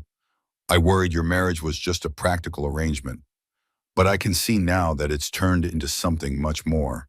I'm so very glad to have been wrong about that. We just made a smart arrangement, Amelia said, and let it turn into something more. The Reverend agreed, that is not a shameful thing. That is wisdom right there. Love that is chosen on purpose. Well, that is a special kind of love. After their company left, promising to tell everyone the Wards were well, Amelia relaxed. She leaned on Declan. That was nice of them. Doc Henderson just wanted to know I was okay. And the Reverend wanted to be sure we were okay, she said, looking up at him. Are we okay, she asked. He kissed her forehead. We are better than okay. We are building something real, and it is only going to get better. I promise. February brought more snow, and they settled into a deep winter routine together. They kept the animals fed and the gear ready, always planning for the springtime. At night, they sat together. Amelia started tiny seeds on the windowsill. She coaxed the first little shoots of tomatoes to life. Declan fixed harnesses and sharpened tools. He was getting everything ready for the busy season that was coming up. In the evenings, they talked. She told him about books, and he shared things he never told anyone. He spoke of his fears about the ranch and his guilt over his brother Thomas. He marveled at how he had found her when he was not even looking. Amelia looked up from her mending. You know what I love? This quiet. My aunt's house in Boston was always so loud, with people everywhere. Everyone had an opinion on what I should be. But this, she said, looking around the cabin, this quiet is where we can just be ourselves. It is so peaceful here. You do not miss all that noise in society, even a little bit, she asked. She set down her sewing and came to sit on his lap, a habit they both enjoyed. Back there, I missed working with my hands. I missed doing something that mattered. Out here, everything you do makes a difference. If I do not tend the chickens, we get no eggs. It is real and it feels good, not like all that small talk in a fancy parlor. I am so glad, Declan said, holding her close. Glad you are happy right here. My only regret, she said softly, is that we were so careful at the start. We could have had this sooner if we had just been a little bit braver. Or maybe, he said, we needed that time to learn to trust each other. She smiled at him. When did you get so thoughtful, Mr. Ward? He teased back. Ward, she just laughed and kissed him, the mending completely forgotten. By mid-February, the weather was finally clear enough for the trip to Birch Creek. They loaded their wagon with eggs, fresh butter, and a few pelts to trade.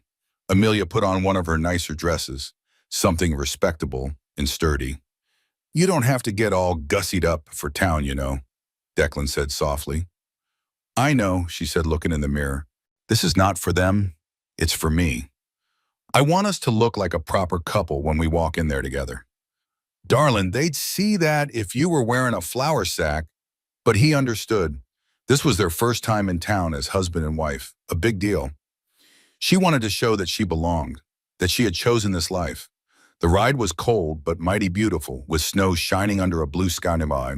They talked about seeds they needed to order and other supplies for the ranch. They even talked about maybe buying a milk cow from one of the neighbors. That easy, comfortable conversation warmed Declan's heart more than any fire. Birch Creek was bustling with folks who were finally free of the snow. When Declan and Amelia walked into the crowded general store, the talking stopped. Mrs. Whitmore was there, looking Amelia up and down. Well now, Mrs. Ward, what a surprise. Were you expecting me to not survive the blizzard? Amelia's voice was pleasant, but there was pure steel underneath. I assure you, Mrs. Whitmore, I am quite well. In fact, the ranch is doing just fine, and my husband and I are very happy. I can see that, Mrs. Whitmore said, and for once she sounded genuine. You both look good. I am better than I have been in years, Declan said, putting a proud arm around Amelia. Turns out having a real partner makes all the difference in the world. They spent the next hour trading their goods and ordering what they needed. People came over to say hello, and more than one said how well-suited they seemed. Doc Henderson stopped by while they were finishing up their seed order. How are those fingers healing up, Declan? Good as new, Doc. All thanks to Amelia. The doctor looked directly at Amelia. It takes a special person to stay calm like that. You did real good, Mrs. Ward. Not many would have thought to rig up that lifeline. I just did what needed doing, Amelia said humbly. No, ma'am, he replied. Most people just panic. You kept a cool head and saved my life. After they loaded up the wagon, Declan noticed Amelia was awful quiet on the drive home. What's on your mind, he finally asked her. Just how different things are out here, she said. In Boston, a trip to town was a big show. Everyone there judged you by your fancy clothes and family name. But here, folks look at what you are made of. And you know, I think I prefer it. I'd rather be known for what I can do, not who my daddy was. You'd be impressive no matter where you were, Declan said softly. But I know what you mean. Out here, it matters if you are a good neighbor. It matters if your word is your bond. And you have proven you are tough enough for this life, Amelia. You saved me today. You work harder than any man I have ever hired, and you never complain. If that is not proof of your strength, I do not know what is. She was quiet for a bit, then said, Thank you for seeing the good in me. Always, he said. I will always believe in you. When they saw the cabin, Amelia smiled. It is funny how a place can feel like home so fast. I have only been here 3 months, but seeing that cabin feels like coming home. That is because it is our home, Declan said, helping her down from the wagon. For both of us. Later that night, after the chores were done, they sat by the fire. Amelia looked at him seriously and said, I need to tell you something. The way she said it made Declan put down his work and give her his full attention. What is it? I am late, she said. My monthly time. I am 2 weeks late. And with the way I have been feeling sick in the mornings, I think I might be expecting a child. Declan felt a wave of pure joy, followed by a cold shot of fear. Having a baby out here was a dangerous business. So many things could go wrong. How do you feel about it? He asked. Terrified, she admitted, and so very happy too. I know the dangers, Declan. I know it is a risk, but my ma. Her hand rested on her belly. I want this baby. I want to build a family with you. He pulled her into a hug, holding her tight. We will get through this. Together. We will tell Doc Henderson and make sure he is here for you. We will be ready. You will be fine, he promised. I will try my best, she laughed, a little shaky. But I hear pregnant women can be a handful.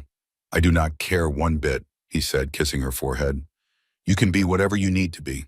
Just be careful, please, his voice caught in his throat. I will. I promise, she whispered back. They sat together long into the night, just talking about the future. They planned where to put a nursery and how to run the ranch with a baby on the way. It was exciting and a little bit scary all at once. Amelia rested her head on his shoulder. When I first came here, I thought I just wanted an escape. But you gave me a real home, a family, and a future I never dreamed of. You did the exact same for me, Declan said softly. I was just getting by before you. You changed everything. No, we changed each other, she corrected him gently. I reckon that's just what love does. It makes you a whole lot braver. He let out a soft chuckle. Well, listen to the wise Mrs. Ward. She smiled against his shoulder. That's what happens when you marry a good, brave man. March came, and with it, the first real hints of spring. The snow started to melt as Doc Henderson made his way out to the ranch. He confirmed the pregnancy and told them Amelia was as healthy and strong as a horse. Their baby was due to arrive in early September, just before the chill of fall set in. With that news, they threw themselves into getting everything ready. They built new garden frames and got all their seeds planted for the summer. Then came the long nights of calving season. It was hard work, but they had a good year. All the while, their little foal, Hope, was growing up beautifully. Declan started her training, working with her on leading and ground manners. Amelia found so much joy in watching the two of them work together. She would just sit on the top rail of the corral fence and smile. She's going to be something truly special, Amelia said one afternoon. Look at her move. She'll be the start of a whole new bloodline for this ranch. For our ranch, Declan corrected her. This place is yours as much as it is mine. It's all ours together, she beamed. I surely do like the sound of that. The weeks passed by in a happy blur of hard work and growing excitement. As Amelia's belly began to grow, Declan found he could not stop watching her. He was amazed and terrified, and just so full of love for her and their child. Come April, after the last snow was gone and the garden was planted, life on the ranch found its easy rhythm. Declan looked around, a lump of emotion forming in his throat. This ranch, once just an obligation to his family, had finally become something more. It had become a home, not because of the land, but because of the life he and Amelia were building, a love that made every moment feel precious. One evening on the porch, watching a golden sunset, Amelia asked, Do you remember that first day? You looked at me like a puzzle you couldn't solve. Declan chuckled. I thought you were too fine, too fancy for a place like this.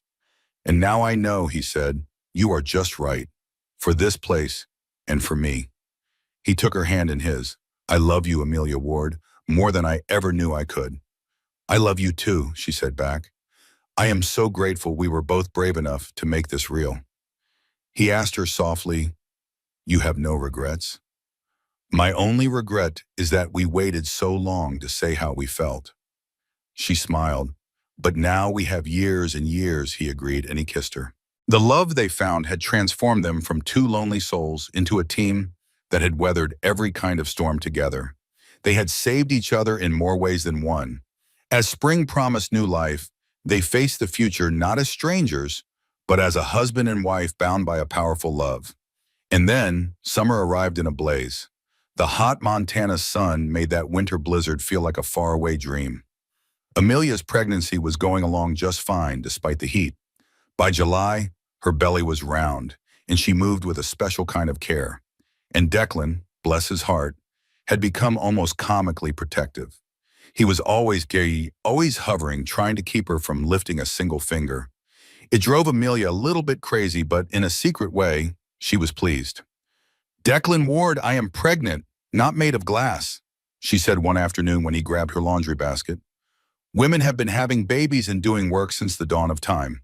Not my wife carrying my baby," he said, holding the basket firm. "Your job is to supervise." "You'll hang it all wrong," she teased. "Then you can tell me all about it from a comfy chair in the shade."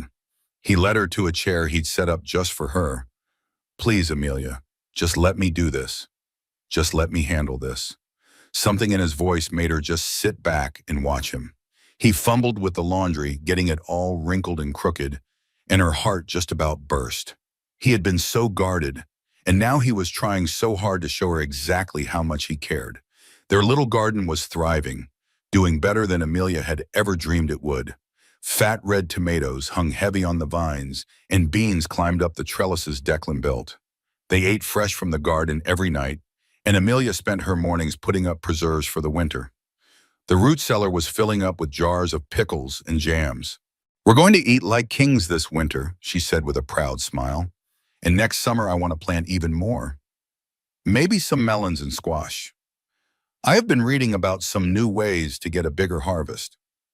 "Whatever you want, darling," Declan said, wrapping his arms around her from behind. He rested his hands on her round belly.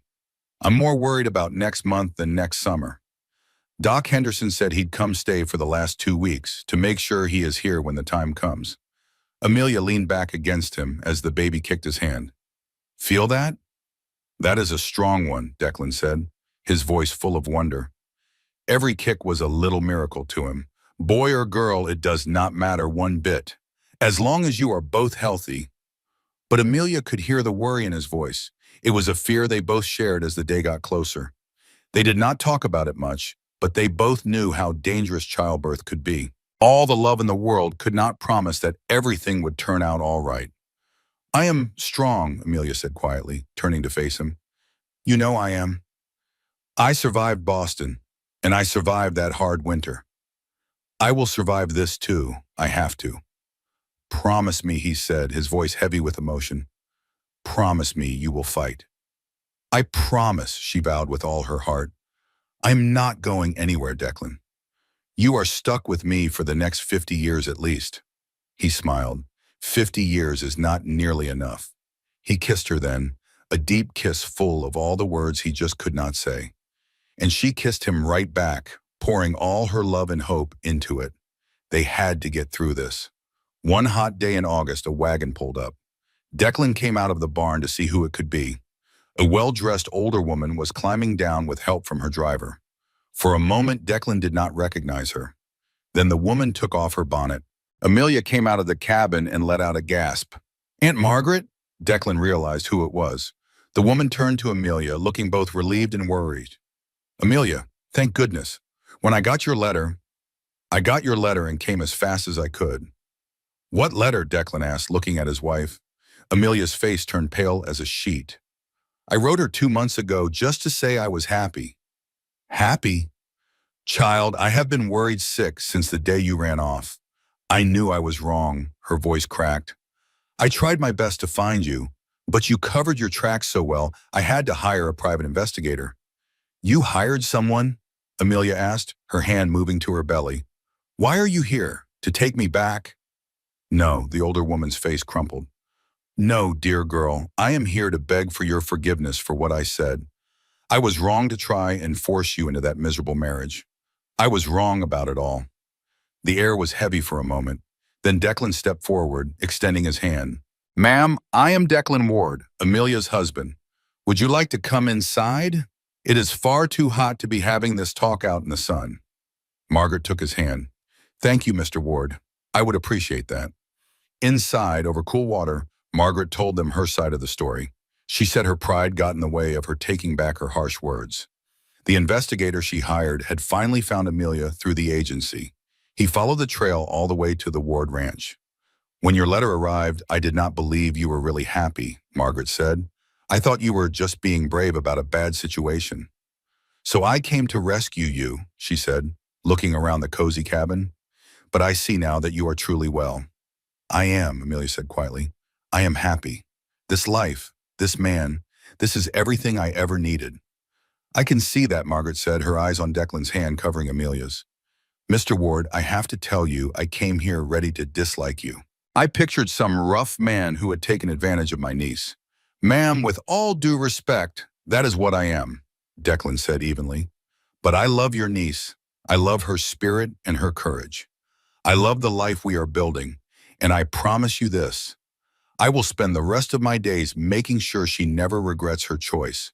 Margaret gave him a real smile. I believe you will, Mr. Ward. You are exactly what she needed, someone to hold her back, but an equal partner who saw her for who she was. I do, Declan said. Was so wish from more than words can say. What was meant to be a quick trip for Margaret stretched into 3 whole days. She took a room in Birch Creek but spent all her time out at the ranch. Declan watched as the aunt and niece started to mend fences. It was not easy, mind you. There were some hard talks and more than a few tears shed between them. But soon old memories and laughter started to heal those old wounds. To his surprise, Margaret even took a real interest in the ranch. She confessed that while she lived in Boston, she was actually born on a farm. She walked through Amelia's garden, truly admiring all the hard work that went into it. Your mother would be mighty proud, Margaret told Amelia, seeing her tend to the tomato plants. She always said you had her green thumb. She had a gift for making things grow, just like you. I suppose I'd forgotten what really matters in this life. What changed? Amelia asked her. Why did you really come all this way? Margaret was quiet for a spell, her hand resting on a vine. When you left, I told myself you would come crawling back home inside of a month. But you did not. The weeks went by, and I started having these terrible dreams that you were in trouble, that you needed me, but I was not there. I realized I was doing the same thing to you that was done to me.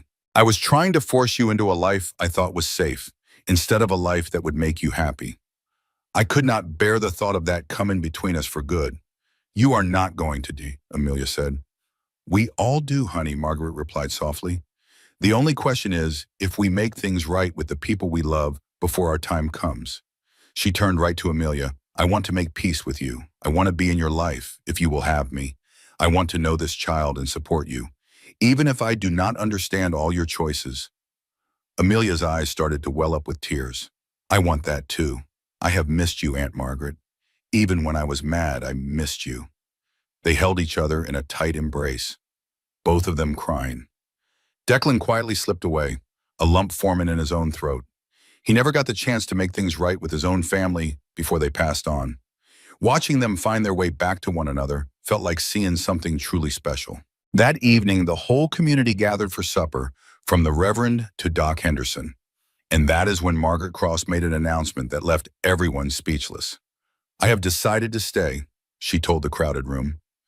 Not here at the ranch, of course. I spoke with Mr. Hutchkins at the store, and there is a small house for sale in Birch Creek. I am going to buy it and make Montana my home. Aunt Margaret, you cannot be serious, Amelia gasped, concerned. But what about Boston? Your home, your friends? My life is right here with my family. Margaret replied, her voice firm. And y'all are the only family I have left. I am 62 years old, Amelia. I have enough to live well anywhere I please. And I please to live right here near the folks I love most. This frontier won't be nearly as lonely as that big old empty house back in Boston. Margaret smiled. Besides, I'm a farm girl at heart, remember? I might be a little out of practice, but I can still tell a hoe from a spade. I reckon I can even help with that big garden you're planning for next year. Amelia looked over at Declan, who just squeezed her hand. It's up to you, darling, but I think having family close would be a good thing. Especially with the little one coming, Margaret added with a knowing nod. Doc Henderson tells me that baby is due in early September. I aim to be right here for that, Amelia. So, that settled it. Margaret was staying. She would make her new home in Birch Creek. She was becoming a part of the small town that was already taking Amelia in as one of its own. The whole thing just felt right, like pieces of a puzzle clicking into place exactly as they were meant to. Those last weeks of August flew by in a flurry of getting everything ready. Doc Henderson showed up just as he promised, getting settled in and making himself useful around the ranch. Margaret came out from town most days, helping Amelia get the nursery just so. They made tiny clothes and blankets, and she shared old stories about Amelia's own mother. "Your mother had you during a powerful thunderstorm," Margaret said one afternoon. "The midwife was stuck because of flooding, so your father delivered you all by himself. Your mama always said you came into this world during a storm," she said, "because you were going to be a force of nature yourself." Margaret just smiled at her. "Well, you crossed this whole country, married a man you barely knew, and you're about to bring a new life into this world. I'd say your mother was right on the money." Then September rolled in, the weather cooled down, and Amelia's due date came and went without a peep from the baby. She was getting mighty frustrated that her body wasn't sticking to her careful schedule. "Babies come when they're good and ready," Doc Henderson said, trying to soothe her. "That's easy for you to say," Amelia grumbled back. "You're not the one who feels like you've swallowed a whole watermelon whole." Declan, bless his heart, was so nervous he started inventing chores just to stay busy. He was fixing hinges that weren't even broken and organizing tack that was already neat as a pin. He was driving poor Margaret to distraction, always asking if Amelia was feeling all right. "She's doing fine, Declan," Margaret said for what felt like the 100th time. First babies just take their time. But Declan couldn't settle his mind. He was worried sick. He had worked so hard to keep Amelia safe for this very moment. Now he felt utterly helpless, just plain terrified something would go wrong. The labor pains began in the dark hours of September 7th. Amelia shook him awake and said calmly, "It's time. Go get the doc." Declan was already out the door before he was fully awake. He pounded on Doc Henderson's door, shouting, "Doc, it is time." The hours that came next were the longest of Declan's whole life. Hearing Amelia's cries from the other room was a special kind of torment. There was absolutely nothing he could do to ease her suffering. "This is how it is," Margaret told him, as he paced like a caged wolf. "Amelia is a strong woman. She is going to be all right." "You cannot know that for sure," Declan said with a rough voice. "She has Doc Henderson, and she has me. Now try to sit down, son." But he could not sit. He just paced and prayed to a God he wasn't sure was listening. He made a desperate deal in his head. "Just let her live. I can't do this life without her. Please just let her live." The sun came up, but the labor just kept on going. Doc Henderson came out once to say things were moving, just mighty slow. "Can I please see her?" Declan begged. "She does not want you to see her in pain," the doctor said gently. "We need to respect that." So Declan kept on waiting, his mind imagining the worst. Reverend Mitchell came by and sat in a corner, praying quietly. Mrs. Whitmore brought over a basket of food that nobody touched. All the while, the sounds from the bedroom told a real story.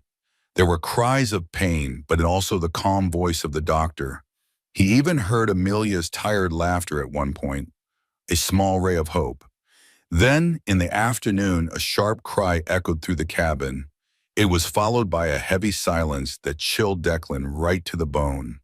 The door creaked open. Doc Henderson came home, his face looking as serious as a heart attack. He got straight to the point. "The baby is stuck," he said. "I have to go in, and it's risky. If I do not, we might lose both of them. You need to understand this, Declan. This is the moment that counts. Do whatever you have to do," Declan choked out. "Just save her, please. If you can only save one of them, you save Amelia. You promise me that. I promise I will do everything I possibly can," the doctor said, which gave Declan a little comfort.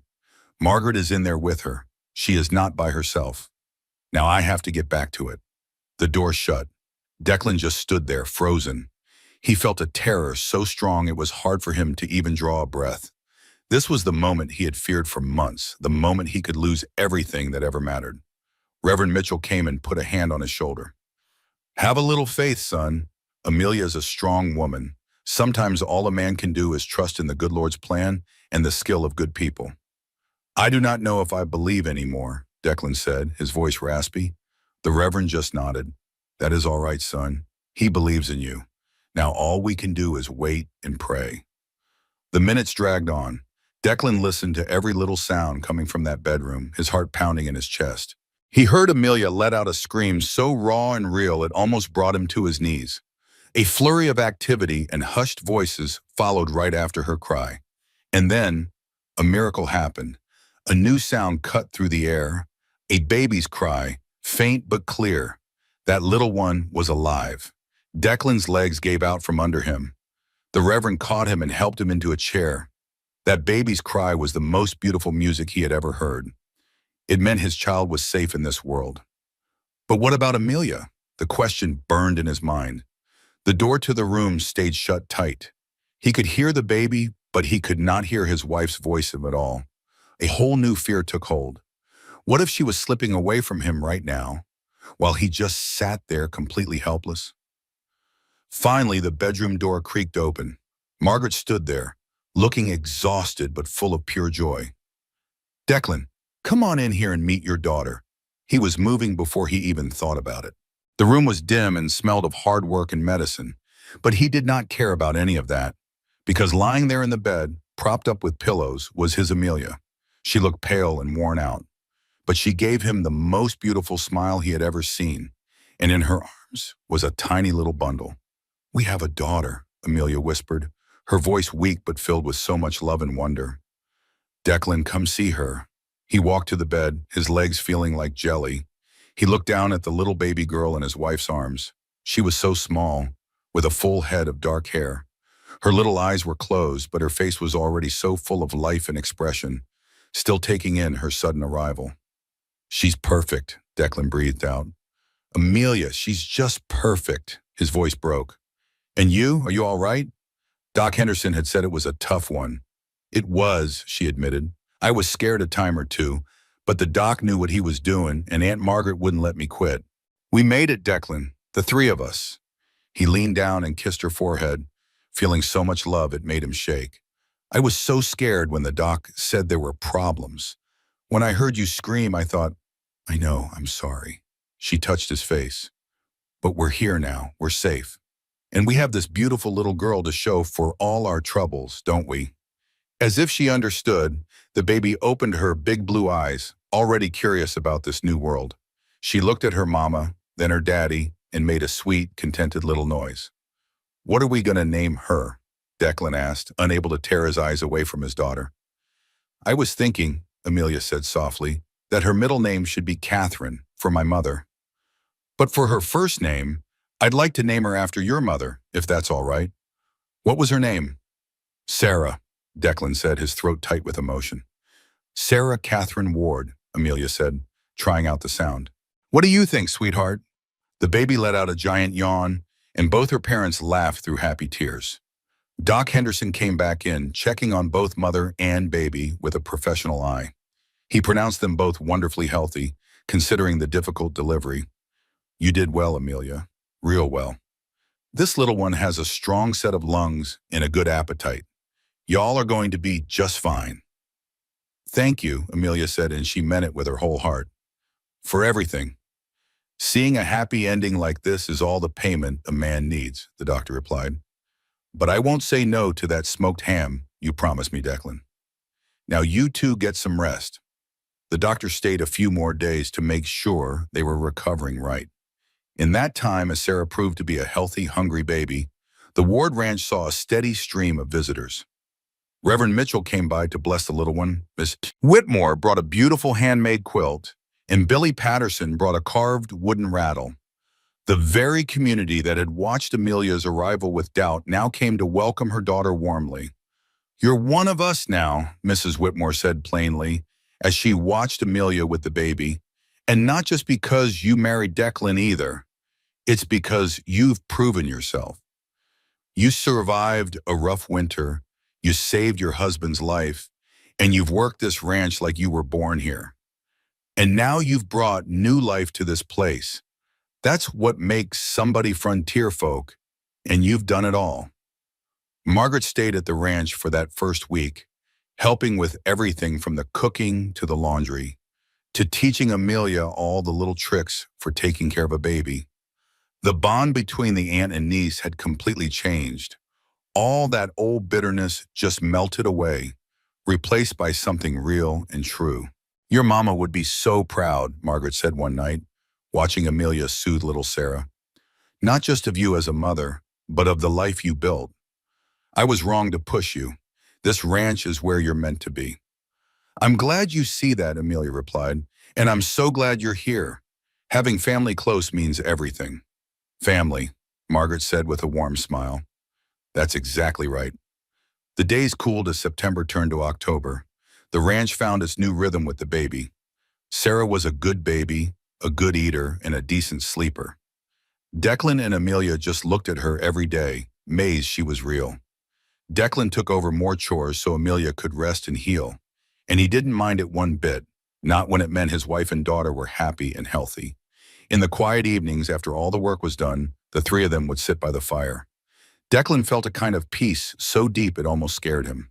I keep thinking I'm going to wake up from this dream, he admitted one night, that I'll be all alone in this cabin again, and you and Sarah were just my imagination. Well, if it's a dream, we're having the same one, and Amelia said, leaning on his shoulder. Though my dreams were never this good, or this messy, my goodness, the things that come out of that child. Oh, I know, Declan laughed. Trust me, I've been on diaper duty. And you've been a natural at it. She kissed him on the cheek. You've been wonderful at everything, Declan Ward. Even though you doubted me at first, it just made proving you wrong all the sweeter. They sat quietly for a moment, just watching their daughter sleep. Declan finally said, I used to think I needed a simple woman, someone practical for this life. I figured all that beauty and refinement meant a woman was weak and couldn't handle the hard work. And instead you got me, Amelia said with a little smile. Instead, I got you, he agreed. Someone beautiful and refined, but stronger than anyone I have ever met. You saved my best horse. You saved my life. You had our child like a true warrior and then got right back to it. He turned to look right at her. You are amazing. We just needed someone to truly see us. And we found each other, even if we were too bullheaded to see it at first. So what you're saying is, we're two lucky fools, she teased. Exactly, he said, and kissed her with all his heart, just two lucky souls in the whole Montana territory. Winter came again, but this time the Ward Ranch was a new place. The lonely cabin now sheltered a real family, filled with love. Margaret visited from town, bringing news and her own fierce affection. Hope, the filly, was growing into a fine-looking horse, just as they knew she would. Snow covered the garden, but the cellar was full from the summer's hard work. The cattle were healthy, and the ranch was thriving under their care. One cold December night, a year after the blizzard, they sat by the fire. Declan and Amelia held their baby girl, Sarah, between them. At 3 months old, she watched the fire, waving her little fists at the light. Remember this time last year? Amelia asked, her hand on Sarah's chest. I remember thinking I was a fool for chasing that horse into a storm. And I remember needing to tell you I loved you before we ran out of time. She smiled at him. Well, just look at us now. Look at us now, he repeated. A year ago, I was scared to lose you. Now you and Sarah are my everything. Y'all are the reason my work matters, the reason I come in from the cold. That's what love does, Amelia said softly. It gave two lonely people a second chance. He knew she was right. He had always feared love would make him weak, but it had done the exact opposite. It gave him a strength he never knew he had. Love gave him the courage to build something that would last. I used to think I needed someone simple, he said with a smile. Someone who wouldn't ask for much. I figured that was safer. But instead of safe, I got you. You expected everything, and you gave everything right back. You showed me that opening your heart is the bravest thing a man can do. He gently touched Sarah's head. You gave me a family again. Amelia's eyes welled up with happy tears. My only regret is that I only have one lifetime to love you and watch our daughter grow. This one life we're building just doesn't feel like nearly enough. Then we'll make every single day count, Declan said, pulling his girls close. We'll make it worth 10 lifetimes.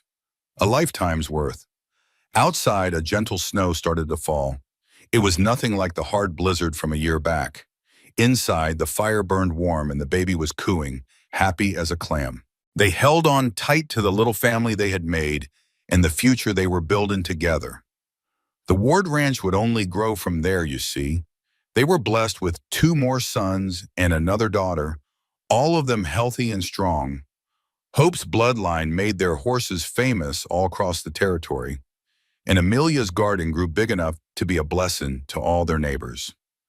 Margaret lived a long, full life and got to see all her grandnieces and nephews born. But the foundation for all that good fortune was laid in those first hard months. That's when a lonely rancher and a desperate bride chose to be brave instead of scared. They looked right past their own assumptions and built something real from the ashes of their old lives. Years down the road, when folks asked Amelia how she ended up on that ranch, she would just smile and say, he needed someone who truly saw him. And I needed the same. We found each other right when we were supposed to. And when they'd ask Declan how a fella like him got so dang lucky, he would look at Amelia with that same wonder he always had. I thought I needed someone common, he'd say, but I got someone extraordinary. That's not luck. That's grace. But the real truth, the one they both knew in their hearts, was simpler than all that. They had both been beat down by loss and loneliness, and by some mix of desperation and pure old fate, they found each other. They found one another, and they chose to be brave enough to build something real. And that bravery, that choice they made every single day to love and trust, it changed everything. It turned a piece of land into a home. It turned just surviving into a life that was truly worth living. As Declan looked out at his land with his family safe in Warwick, he finally understood. He understood the lesson his parents had tried to teach him.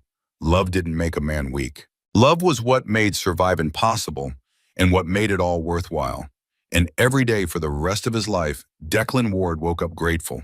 Grateful he had been brave enough to open his heart to that stranger who changed his whole world. They chose love, even though it was a scary thing to do. Both were running from lonely paths, but instead of just escaping, they found each other. And that's how they found their home. Home was not a place on a map. It was the safe harbor they built for one another, a place made by choosing to face this world together, day in and day out. That right there was home. That was everything. As the Montana sun rose, Declan Ward knew. He was finally right where he was meant to be, with the person he belonged with. This life was nothing like what he had asked for in that matrimonial newspaper ad. It was so much better. It was real, messy, and filled with good, hard work. And it was absolutely, wonderfully perfect.